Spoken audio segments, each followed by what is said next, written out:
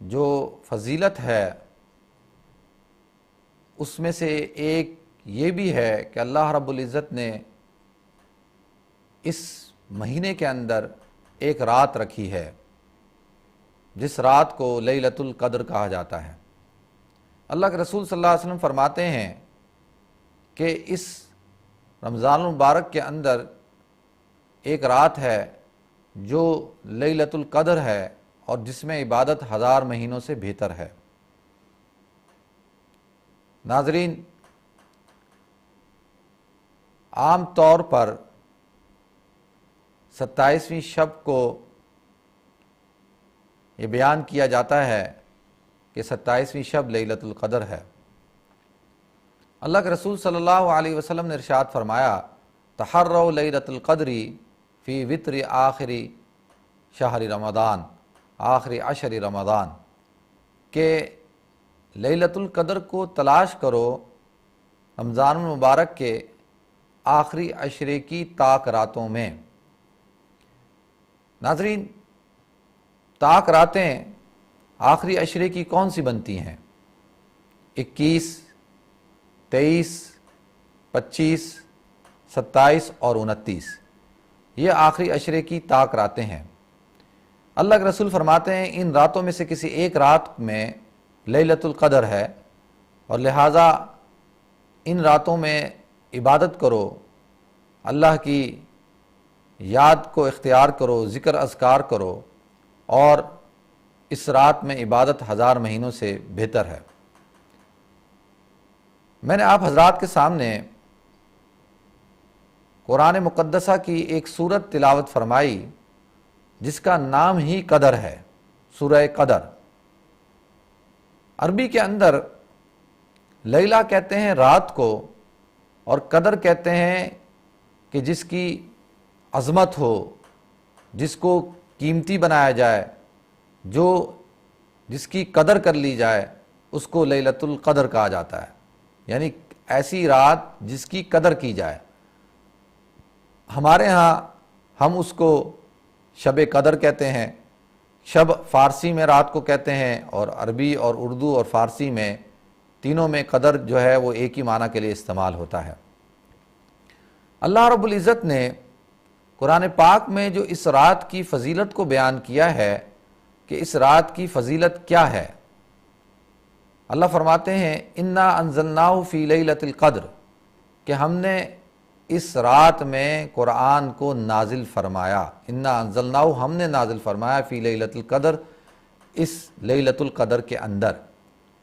ناظرین، ہمیں پتہ ہے کہ قرآن 23 سال کے اندر مختلف مواقع، مختلف حالات اور واقعات کے اعتبار سے نجمن تھوڑا تھوڑا نازل ہوا، لیکن لوح محفوظ سے آسمان دنیا پر پورا کا پورا قرآن ایک دفعہ ہی اللہ رب العزت نے نازل کر دیا، اور پھر حالات کے مطابق اس کو 23 سال کے اندر کمپلیٹ فرمایا۔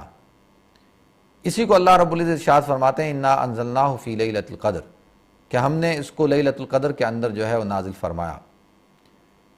تو علماء مفسرین یہ فرماتے ہیں کہ اس رات کو جو فضیلت حاصل ہے قرآن کے مطابق، وہ اس وجہ سے ہے کہ اس رات میں پورا کا پورا قرآن لوح محفوظ سے آسمانی دنیا پر اس کا نزول ہوا، اس وجہ سے۔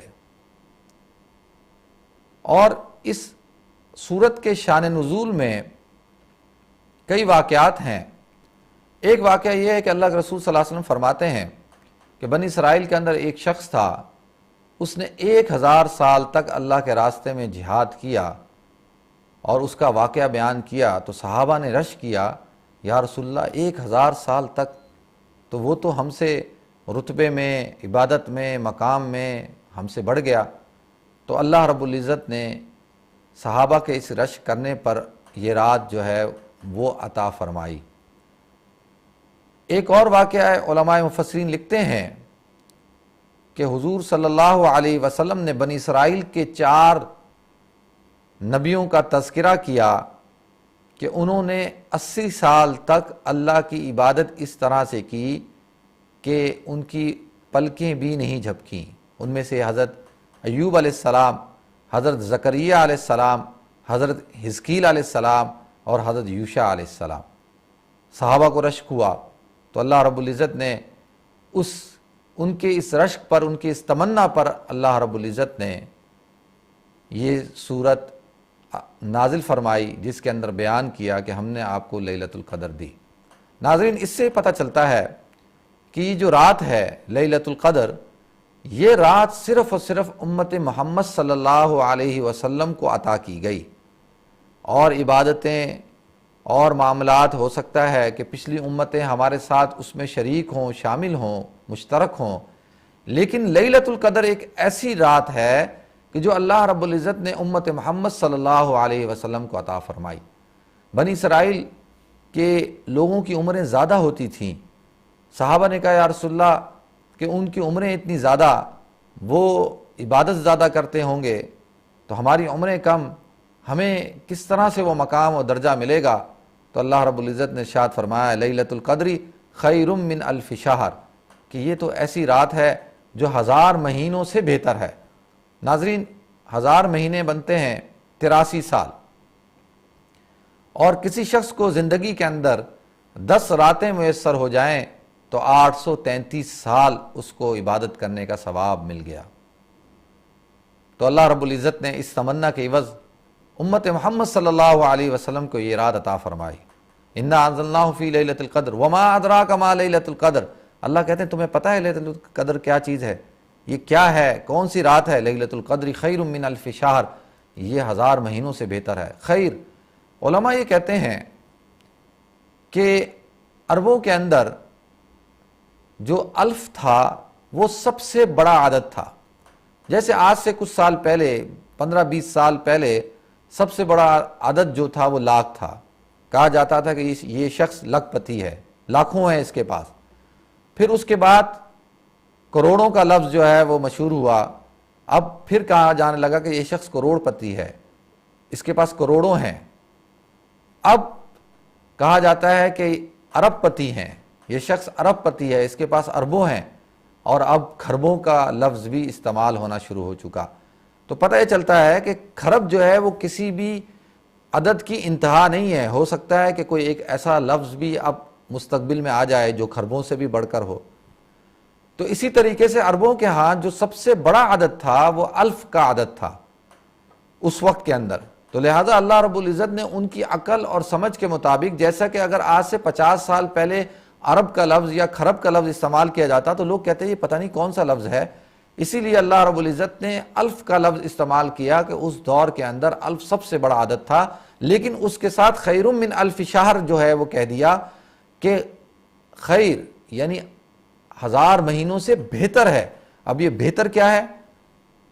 اس کو آپ جتنا ملٹیپلائی کر سکتے ہیں کر لیں، کہ جو اللہ کے نزدیک بہتر ہے تو اس کی تو کوئی حد متعین ہی نہیں کر سکتے۔ تو خیر من الف شہر، تنزل الملائکہ۔ پھر اس رات کی ایک اور خصوصیت اللہ رب العزت بیان کرتے ہیں۔ پہلے بیان کی کہ انا انزلناہ فی لیلۃ القدر، کہ اس رات میں ہم نے قرآن کو نازل کیا، اور قرآن کامل طور پر، مکمل طور پر لوح محفوظ سے آسمانی دنیا پر، اور دوسری جگہ اللہ رب العزت نے ارشاد فرمایا شہر رمضان الذی انزل فی القرآن، کہ رمضان کا وہ مہینہ ہے کہ جو باعتبار کمپلیشن کے، باعتبار ابتدا کے، باعتبار انتہا کے، اللہ رب العزت نے جو ہے قرآن کا نزول اس مہینے میں فرمایا۔ اس مہینے کو اسی وجہ سے اللہ نے برکت عطا فرمائی، اور اس رات کو اس لیے برکت عطا فرمائی کہ پورا کا پورا قرآن لوح محفوظ سے آسمانی دنیا پہ اللہ نے نازل فرمایا۔ پھر فرمایا تنزل الملائکہ، کہ اس رات کے اندر ایک اور فضیلت ہے، وہ یہ ہے کہ ہم ملائکہ کو نازل کرتے ہیں، ملائکہ اترتے ہیں۔ ناظرین، اس کی کیا وجہ؟ اس کی وجہ یہ ہے کہ اللہ رب العزت نے جب اس کائنات کو بنایا اور حضرت آدم علیہ نبی جن علیہ الصلاۃ والسلام کو پیدا کیا اور فرشتوں کو حکم دیا وَإِذْ قَالَ رَبُّكَ لِلْمَلَائِكَةِ إِنِّي جَاعِلٌ فِي الْأَرْضِ خلیفہ، کہ ہم فرشتوں سے کہا کہ ہم زمین پر ایک فرشتہ، اپنا ایک نائب ایک بنانا چاہتے ہیں۔ تو فرشتوں نے یہ کہا قَالُوا أَتَجْعَلُ فِيهَا مَن يُفْسِدُ فِيهَا وَيَسْفِكُ الدِّمَاءَ، کہ آپ ایک ایسی مخلوق بنانا چاہتے ہیں جو زمین پر جو ہے فساد پھیلائے گی، تباہی پھیلائے گی۔ وَنَحْنُ نُسَبِّحُ بِحَمْدِكَ وَنُقَدِّسُ لَكَ، اور ہم آپ کی تسبیح بیان کرتے ہیں، تقدیس بیان کرتے ہیں، ہم آپ کی تعریف اور تحمید اور تقدیس کے لیے تسبیح کے لیے کافی ہیں۔ اللہ نے فرمایا قال انی اعلم ما لا تعلمون، جو میں جانتا ہوں وہ تم نہیں جانتے۔ وعلم آدم الاسماء كلها ثم عرضهم على الملائکہ، اللہ رب العزت نے آدم علیہ السلام کو کائنات کی ہر چیز کا نام سکھا دیے، اور پھر فرشتوں سے سوال کیا، بتاؤ اس کا کیا نام، اس کا کیا نام۔ فرشتوں کے ان چیزوں کے نام نہیں پتہ چلے، وہ نہیں بتا سکے، تو اللہ رب العزت نے کہا کہ میں نے آدم کو جو تم پر مقام عطا فرمایا وہ علم کی وجہ سے، وعلم آدم الاسماء كلها ثم عرضهم على الملائکۃ فقال انبئونی باسماء هؤلاء ان کنتم۔ تو ناظرین، تو سوال یہ اٹھتا ہے کہ فرشتوں نے یہ کیوں کہا کہ یہ جو ہے زمین کے اوپر فساد اٹھائیں گے، فتنہ مچائیں گے؟ وہ اس وجہ سے کہ انسان سے پہلے اس کائنات میں جو ہے وہ جنات بسا کرتے تھے، اور جنات نے شرارتیں کی، فساد پھیلایا، قتل و غارت گری کی۔ اللہ رب العزت نے فرشتوں کے ذریعے سے ان کا قتل کروایا، ان کو ختم کیا۔ وہ بھاگ کر جنگلوں کے اندر، ویرانوں کے اندر انہوں نے پناہ لے لی۔ انہی میں سے ان کا جو سردار تھا، اس کا جو بیٹا تھا، یہ جو شیطان، یہ اسی کا بیٹا تھا، اور یہ بچ گیا تھا۔ فرشتوں نے اس کو بچا لیا، فرشتوں کے پاس یہ چھوٹا تھا، اور فرشتوں کے ساتھ رہنے لگ گیا۔ فرشتوں کے ساتھ رہ کے ان کی تسبیح اور تحمید کو دیکھ کے یہ بھی ان میں شامل ہو گیا، اور عبادت کر کے اس کو بھی اللہ رب العزت نے ایک مقام عطا کر دیا تھا۔ تو فرشتوں نے ان کو دیکھ کر قیاس کیا کہ یہ مخلوق بھی اس زمین پر جو ہے فساد مچائے گی۔ تو اللہ رب العزت نے کہا جو میں جانتا ہوں وہ تم نہیں جانتے۔ تو لہٰذا اس اعتراض کے اوپر اللہ رب العزت تنزل الملائکہ، فرشتوں کی ایک جماعت کو خاص طور پہ نازل فرماتے ہیں کہ جاؤ دیکھو کہ جس بنی آدم پر تم نے اعتراض کیا تھا کہ وہ زمین پر فساد پھیلائیں گے، فتنہ پھیلائیں گے، دیکھو وہی بنی آدم جو ہے اس رات کے اندر کوئی تلاوت کے اندر ہے، کوئی قیام کے اندر ہے، کوئی رکوع کے اندر ہے، کوئی سجود کے اندر ہے، کوئی دعاؤں کے اندر ہے، کوئی تسبیح اور تحمید بیان کر رہا ہے۔ ناظرین، یہ اللہ رب العزت ان فرشتوں کو دکھاتے ہیں اور فخر کرتے ہیں کہ تم نے وہ اعتراض کیا تھا، دیکھا تمہارا وہ اعتراض غلط تھا، آج جو ہے یہ میری بنائی ہوئی مخلوق جو ہے میری عبادت کر رہی ہے۔